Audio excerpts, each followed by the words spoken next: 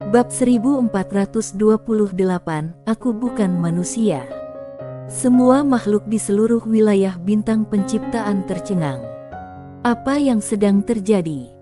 Pada saat ini, miliaran makhluk tampak bingung dan ketakutan. Di depan kuil perunggu kuno, saat kaki itu melangkah keluar, kaki kedua juga perlahan melangkah keluar. Itu adalah seorang pria yang mengenakan jubah brokat abu-abu, ikat pinggang hitam di pinggangnya, dengan alis yang indah dan mata burung phoenix. Dia sangat tampan. Di tangannya, dia memegang tombak perunggu. Setelah lelaki itu keluar, dia tampak baru saja bangun, dengan tatapan bingung di matanya. Setelah beberapa lama, dia tampak mengingat sesuatu, dan tatapan kesakitan muncul di matanya. Sudah hilang. Sudah hilang semuanya. Dia berjalan perlahan menuju tangga batu di depan dan duduk, tetap diam. Di dalam jurang, Sander Ye menggelengkan kepalanya kesakitan. Tembakan sebelumnya hampir membuatnya pingsan. Setelah beberapa saat, dia merasakan pusing di kepalanya sedikit berkurang. Dia tampak memikirkan sesuatu dan menoleh dengan cepat. Gujina Sui terbaring tidak jauh darinya. Dia terkejut dan bangkit serta berlari menghampiri. Gujina Sui telah jatuh koma. Tidak hanya itu, tubuhnya retak dan darah terus mengalir keluar dari tubuhnya. Gaunnya basah oleh darah. Sander Ye buru-buru membantunya berdiri, lalu menempelkan tangan kanannya di perut Gujina Sui. Aliran energi Suan pun mengalir ke dalam tubuhnya. Kultivasinya tidak hilang, karena dia tidak mengolah alam. Saat energi Suan mengalir masuk, tubuh Gujina Sui mulai pulih sedikit demi sedikit, tetapi dia tidak bangun. Sander Ye mengerutkan kening. Tuan Pagoda, apa yang terjadi? Pagoda kecil berkata dengan suara yang dalam, gadis ini terlalu lemah. Meskipun aku telah memblokir sebagian besar kekuatannya, dia tetap tidak dapat menahan kekuatan yang tersisa. Jiwanya telah rusak parah. Wajah Sander Ye menjadi gelap. Dia merentangkan kedua telapak tangannya dan pedang King Xuan muncul di tangannya. Dengan satu pikiran, pedang King Xuan langsung terbang ke tubuhnya. Dengan bantuan pedang King Xuan, jiwa Gujina Sui berangsur-angsur kembali normal, dan tak lama kemudian, matanya perlahan terbuka. Sander Ye tersenyum dan berkata, "Sudah bangun." Gujina Sui mengangguk pelan, dan hendak berdiri, tetapi dia menyadari bahwa dirinya sama sekali tidak memiliki kultivasi, dan alisnya langsung mengernyit. "Sander Ye, ada apa?" Gujina Sui mengerutkan kening, "Kultivasiku telah hilang." Sander Ye sedikit terkejut, lalu dia merasakan sekelilingnya. Setelah beberapa saat, wajahnya menjadi gelap, ada kekuatan misterius hukum Tao di sekitar. Gujina Sui menatap Sander Ye, "Apakah kultivasimu masih ada?" Sander Ye mengangguk, "Ya." Ada kebingungan di mata indah Gujina Sui. Sander Ye berkata, "Mungkin karena aku tidak mengolah alamku." Gujina Sui mengangguk, "Mungkin." Sander Ye meling jurang di sekitarnya dan berkata, "Kita pergi dari sini dulu." Sambil berkata demikian, dia langsung mengangkat Gujina Sui. Gujina Sui jelas merasa sedikit tidak nyaman, tetapi tidak mengatakan apa-apa. Sander Ye menggendong Gujina Sui dan meninggalkan dasar jurang lalu keluar. Te mendongak ke arah istana perunggu di kejauhan, tetapi tidak dapat melihat apapun karena kesadaran spiritualnya telah terhalang di sini. Sander Ye menarik kembali pandangannya dan berkata, "Ganti pakaianmu dulu." Gujina Sui menatapnya, "Di mana gantinya?" Sander Ye berkata, "Di dalam pagoda kecil." Gujina Sui menggelengkan kepalanya.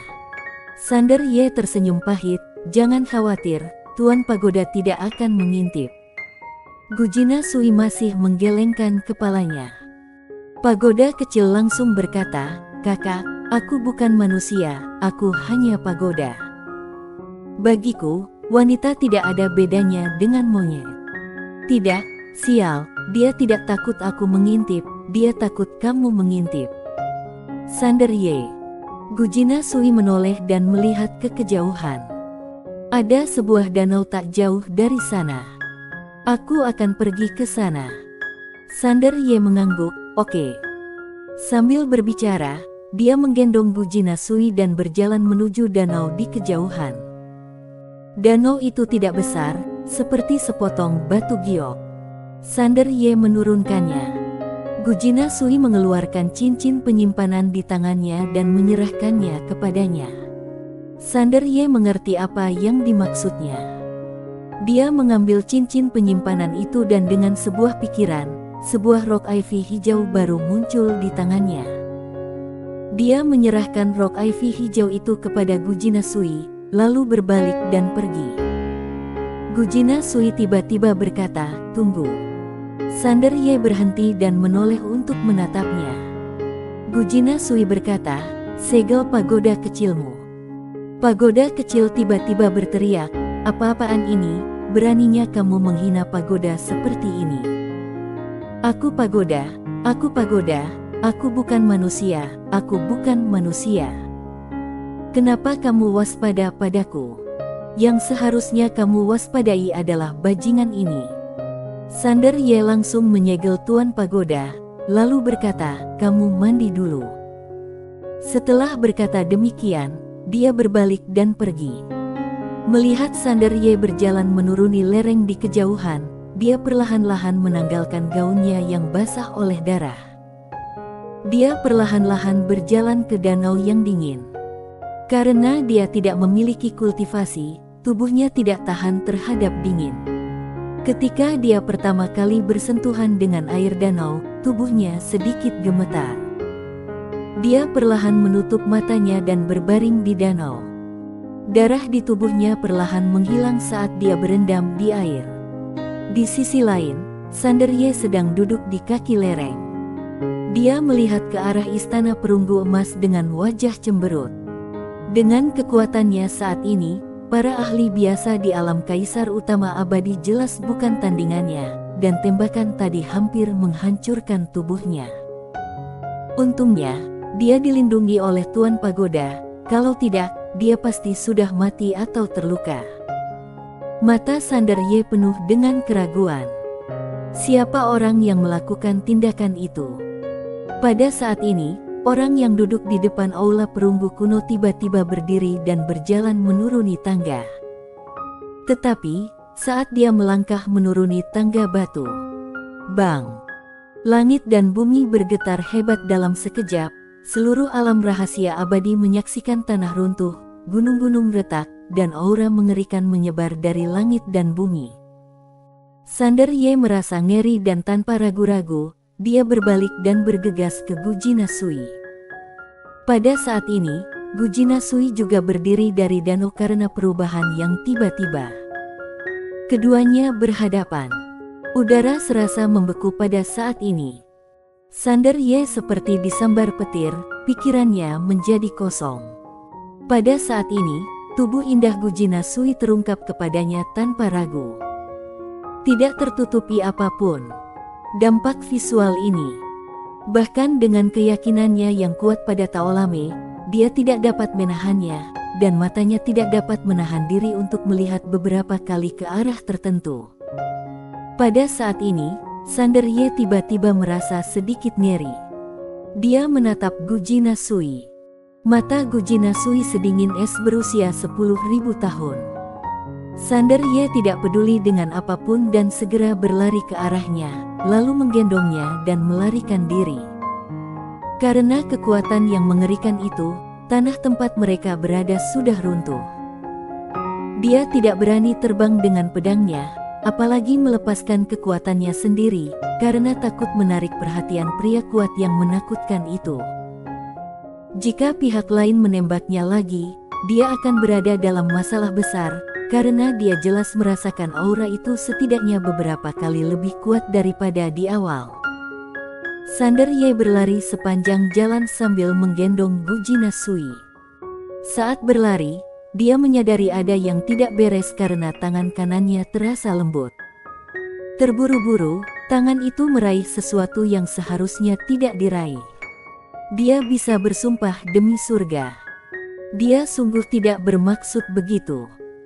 Tanpa melihat pun, dia bisa merasakan tatapan membunuh dari Guji Nasui, tetapi saat ini dia tidak terlalu mempedulikannya dan terus berlari liar bersama Guji Nasui.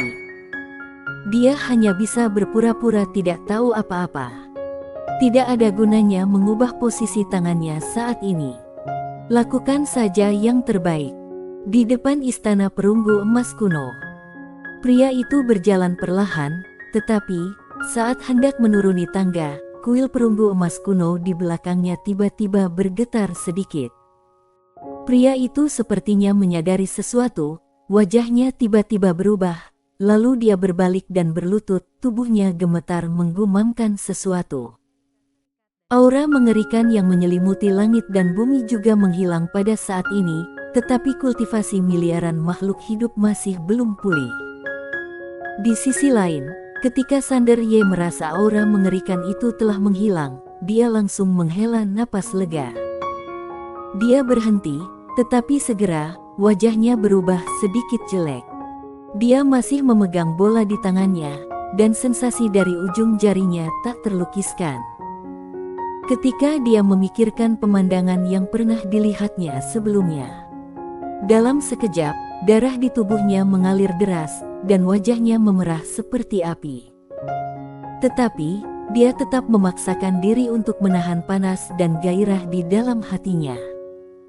Dia menurunkan Guji Nasui dengan lembut dan menatap tubuh indah di depannya. Hasrat yang baru saja dia tahan muncul kembali. Tidak hanya itu, seluruh tubuhnya terasa panas yang tak dapat dijelaskan.